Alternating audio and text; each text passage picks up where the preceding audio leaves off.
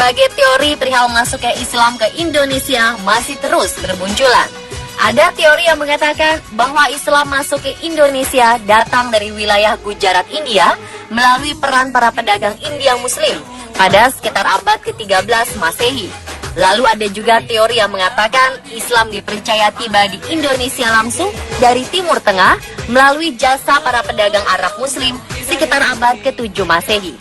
Sementara itu, pendapat lainnya mengatakan Islam tiba di Indonesia melalui peran para pedagang asal Persia yang dalam perjalanannya singgah ke Gujarat sebelum ke Nusantara sekitar abad ke-13 Masehi. Lepas dari asal muasal Islam masuk ke Indonesia, hal itu menunjukkan bahwa Islam telah hadir di negara ini sejak lama. Tak heran, hadir masjid-masjid yang juga berusia lebih dari 500 tahun. Lalu, masjid apa sajakah yang tertua di Indonesia? Berikut, Unespot telah merangkumnya dalam 7 masjid tertua di Indonesia.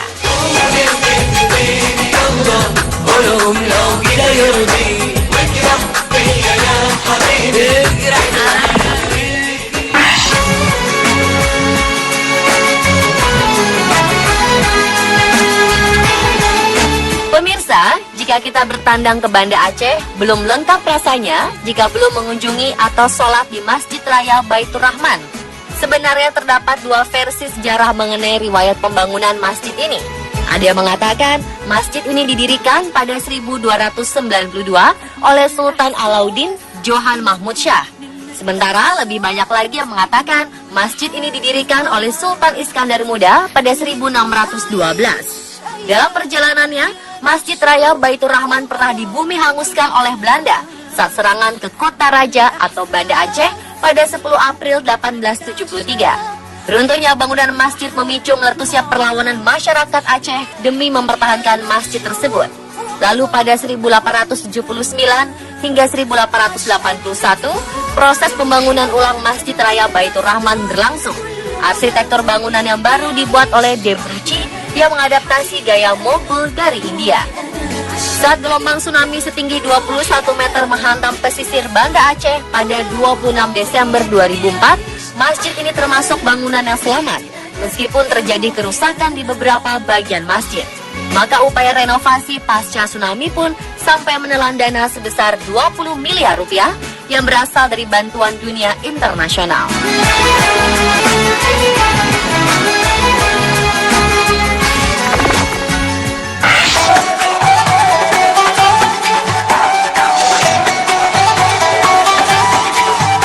Masjid tertua lainnya adalah Masjid Agung Banten.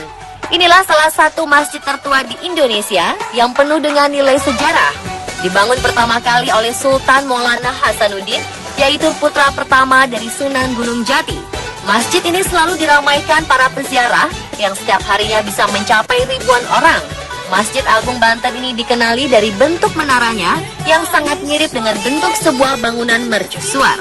Menara tersebut terbuat dari batu bata dengan ketinggian sekitar 24 meter.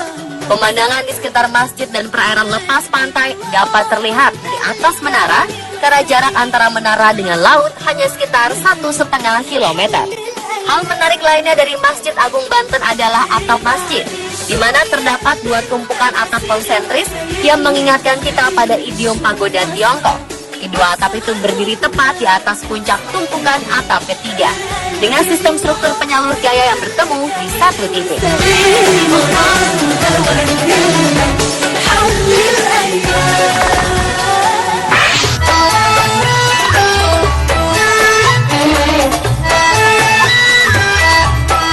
Kehadiran Masjid Sunan Giri tidak dapat dipisahkan dari sejarah penyebaran agama Islam di daerah Gresik, Jawa Timur, terutama yang dilakukan oleh Raden Ainul Yakin alias Raden Paku, salah seorang dai Wali Songo yang bergelar Sunan Giri. Untuk mencapai lokasi masjid ini, kita harus menapaki jalan mendaki sejauh sekitar 1 km. Memasuki lokasi masjid ada sekitar 300 makam yang bentuk nisannya nyaris sama dan tanpa nama. Masjid ini dibangun dari kayu pada 1544. Namun karena perkembangan zaman dan kondisi masjid yang semakin lapuk, maka pada 1857 saat masjid tersebut berusia sekitar 313 tahun, dilakukanlah renovasi yang pertama. Jadi Masjid Sunan Giri yang kita saksikan hari ini memang bukan masjid asli yang dibangun oleh Sunan Giri, tetapi bentuk arsitekturnya mendekati bentuk masjid yang asli. Sebagai peninggalan sejarah oleh pemerintah Hindia Belanda, masjid ini masuk dalam daftar Monumente Ordonanti pada 1931 dan sekarang berada di bawah pengawasan Direktorat Perlindungan dan Pembinaan Peninggalan Sejarah dan Purbakala Depdikbud.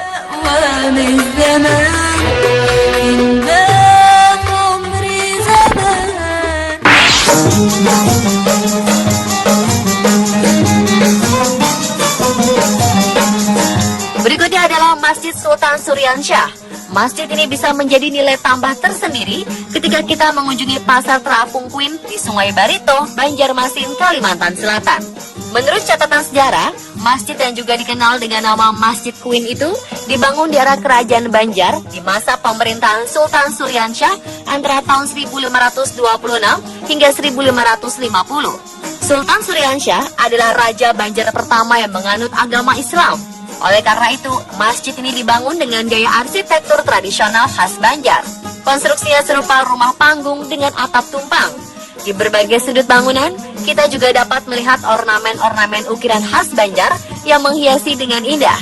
Kekunoan masjid ini dapat dilihat pada dua buah inskripsi Arab Melayu yang tertulis pada bidang berbentuk segi delapan di kedua daun pintu Lawang Agung. Kedua inskripsi ini menunjukkan pada hari Senin tanggal 10 Syakban 1159 telah berlangsung pembuatan Lawang Agung atau pintu utama oleh Kiai Demang Astungkara pada masa pemerintahan Sultan Sepuh atau Sultan Tamjidullah I, yakni tahun 1734 hingga 1759.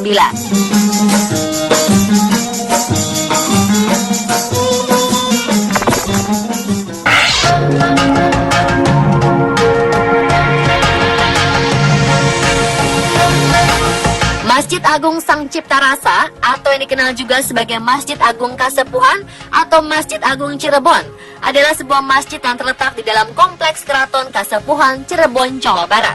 Masjid ini dibangun sekitar tahun 1480 atau semasa para wali songo menyebarkan agama Islam di tanah Jawa. Menurut tradisi, pembangunan masjid ini dikabarkan melibatkan sekitar 500 orang yang didatangkan dari Majapahit, Demak, dan Cirebon sendiri. Hebatnya, masjid ini diarsitekturi Sunan Kalijaga serta Raden Sepat, arsitek Majapahit yang menjadi tawanan perang Demak Majapahit kala itu. Konon, dahulunya masjid ini memiliki memolo atau kemuncak atap. Namun saat azan pitu atau azan 7 salat subuh digelar untuk mengusir Aji Menjangan Wulung, kubah tersebut mendadak pindah ke Masjid Agung Banten yang sampai sekarang masih memiliki 2 kubah. Karena cerita tersebut, sampai sekarang, setiap salat Jumat di Masjid Agung Sang Cipta Rasa digelar azan pitu, yakni azan yang dilakukan secara bersamaan oleh 7 orang muazin berseragam serba putih.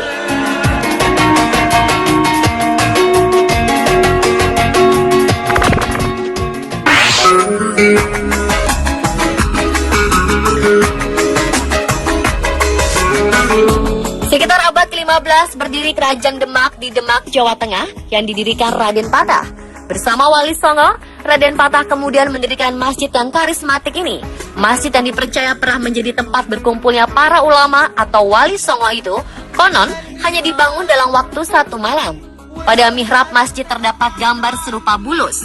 Gambar bulus itu terdiri atas kepala yang berarti angka 1, 4 kaki berarti angka 4, lalu badan bulus berarti angka 0, serta ekor bulus berarti angka 1. Dari simbol ini diperkirakan Masjid Agung Demak berdiri pada tahun 1401 Saka. Atap Masjid Agung Demak ditahan 4 tiang kayu raksasa yang khusus dibuat 4 wali di antara Wali Songo. Saka sebelah tenggara adalah buatan Sunan Ampel, sebelah barat daya buatan Sunan Gunung Jati, sebelah barat laut buatan Sunan Bonang, dan sebelah timur laut merupakan sumbangan Sunan Kalijaga. Di dalam lokasi komplek Masjid Agung Demak, terdapat beberapa makam raja-raja Kesultanan Demak dan para abdinya.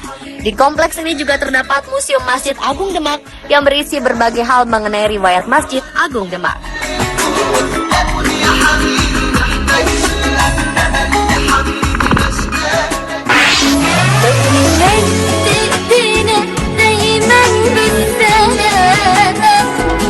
Dan yang terakhir adalah Masjid Ampel. sebuah masjid kuno yang terletak di Kelurahan Ampel, Kecamatan Semampir, Surabaya, Jawa Timur. Masjid yang didirikan pada tahun 1421 oleh Sunan Ampel itu dekat dengan kompleks pemakaman Sunan Ampel. Masjid yang saat ini menjadi salah satu objek wisata religi di kota Surabaya ini dikelilingi oleh bangunan berarsitektur Tiongkok dan Arab. Di samping kiri halaman masjid terdapat sebuah sumur yang diyakini merupakan sumur yang bertuah yang biasanya digunakan orang-orang yang meyakininya untuk penguat janji atau sumpah. Masjid Sunan Ampel dibangun dengan gaya arsitektur Jawa kuno dan nuansa Arab Islami. Dari bangunannya, tampak masjid ini masih dipengaruhi dengan alkulturisasi dari budaya lokal dan Hindu-Buddha. Kabarnya, bahan kayu jati yang digunakan untuk membangun masjid tersebut didatangkan dari beberapa wilayah di Jawa Timur dan diyakini memiliki karomah. Dari cerita masyarakat yang beredar, dulu saat pasukan asing menyerang Surabaya dengan senjata berat dari berbagai arah untuk menghancurkan kota Surabaya, Masjid Ampel tidak mengalami kerusakan sedikit pun, bahkan seolah tidak terusik.